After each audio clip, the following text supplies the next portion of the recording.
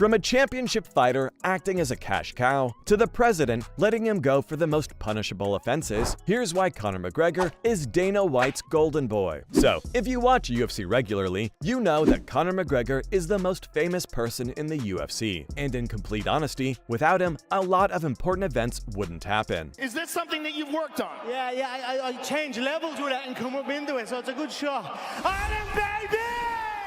Most importantly, Conor ran the UFC event that sold the most pay-per-views. The fight between him and Khabib Nurmagomedov had one of the nastiest buildups ever seen in MMA. And when they fought, 2.4 million pay-per-views were bought. So, because he's such a huge financial advantage to UFC that they haven't seen before, McGregor has gotten some perks from the UFC. Now, this run of special treatment reached its peak in 2023, and the Irishman is now trying to get away from USADA. But these treatments date all the way back to 2013. Like, remember when a video went viral of Conor riding in Dana White's Ferrari? Apparently, the fighter went to Las Vegas for a meeting with White, and it was after his match with Max Holloway. After the meeting, he was given the special chance to ride down the Las Vegas Strip with the UFC president in his Ferrari. See, no other UFC fighter has ever been able to do that, and Conor even used his phone to record the ride. But this is just the tip of the iceberg. Don't go fast.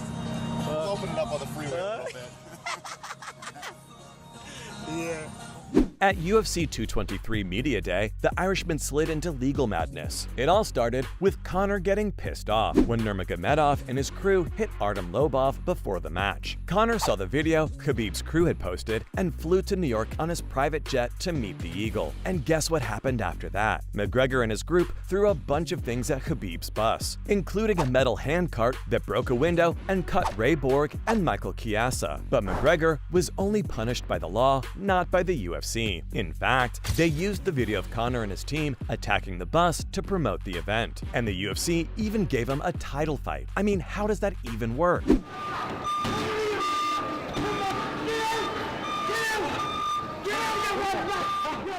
If it was any other fighter, the UFC would have punished them so badly. Oh, and by the way, how does Conor McGregor have 2 titles? Before him, there was only one other fighter who could have held 2 belts at the same time: Georges St-Pierre, who was the welterweight champion at the time, and BJ Penn, who was the lightweight champion at the time. They were the main events of UFC 94. The Prodigy failed, which was a shame, and when a winner wanted to change weight classes to go for a different title, they were always told to give up their current title. However, when Conor McGregor was allowed to fight for the lightweight title while being the featherweight king, everything changed. At the time, it was the best chance he had ever had. The Notorious didn't even bother wasting his chances. And at UFC 205, he beat Eddie Alvarez in a title fight. After he won, he made it possible for other fighters to become double champs in the future, which is technically a good thing for others. How does this all feel to you?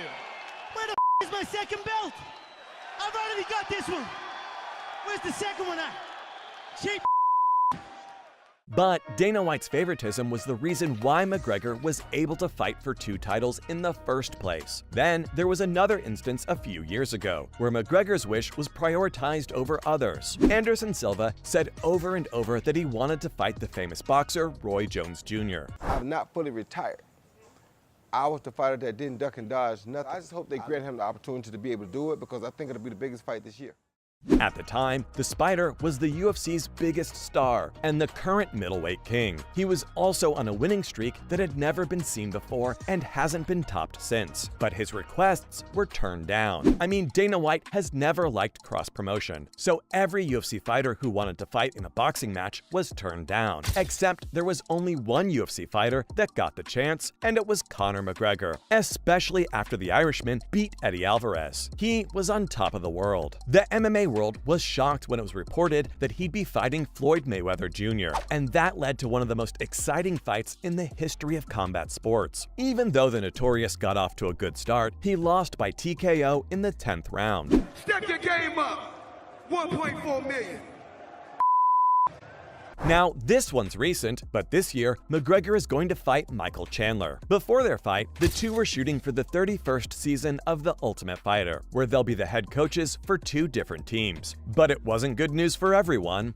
Coaching against him, I'm interested to see his coaching style. He's more of an athlete type of a guy than a technical martial artist. Several of the previous champion's teammates said that he got rid of some contestants to make room for his own friends on Tough. And in the end, the charges were brought to Dana White's attention. And guess what the UFC president did? Instead of denying the claims, the UFC boss said that they were true, and that the two athletes who were kicked off the show would be taken care of in some way, while McGregor would get what he wants.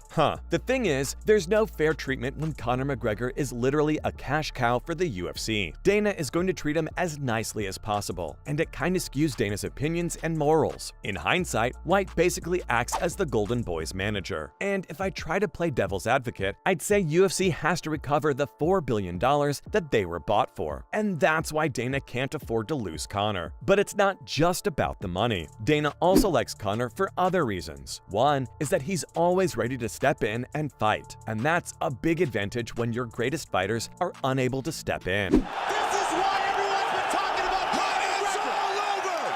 Conor McGregor, another first-round win. The whole time he fought Nate Diaz, Conor was meant to face RDA, but Rafael dos Anjos got hurt, so Nate Diaz stepped in for him. Even though Diaz was bigger and tougher, Conor still took the fight. Plus, the Golden Boy has stepped up for the organization more than once. He has an all-around magnetic personality and has been great for business, from saving a card to making a lot of money. He has also given us some very exciting moments, like when he shook Aldo up 13 seconds into the first round. Before Proper 12, obscene amounts of money, and bars in South Beach, Conor had real death in his left hand, and he was one of the most aggressive, unorthodox, and hungry fighters of his time. So it makes sense why Dana would have a hard time not liking the guy. What's less known is that Dana and Conor get along very well in business. I mean, all things considered, Conor is a pretty level-headed businessman. He doesn't let his feelings get in the way of his negotiations with the UFC, despite all the nonsense and headaches he causes outside the cage. He'll ask for a lot and deal hard, but unlike many other opponents, he doesn't take rejections as personally as many other fighters do. That said, he still gets off the hook way too easily. Take the US ADA situation, for example. He was supposed to enter the drug testing pool before his entrance to the octagon soon this year, because his fans accused him of using steroids while he wasn't fighting. Not And me. you and those Not Anjos me. and What are Pettis you talking about? and Not everybody. me.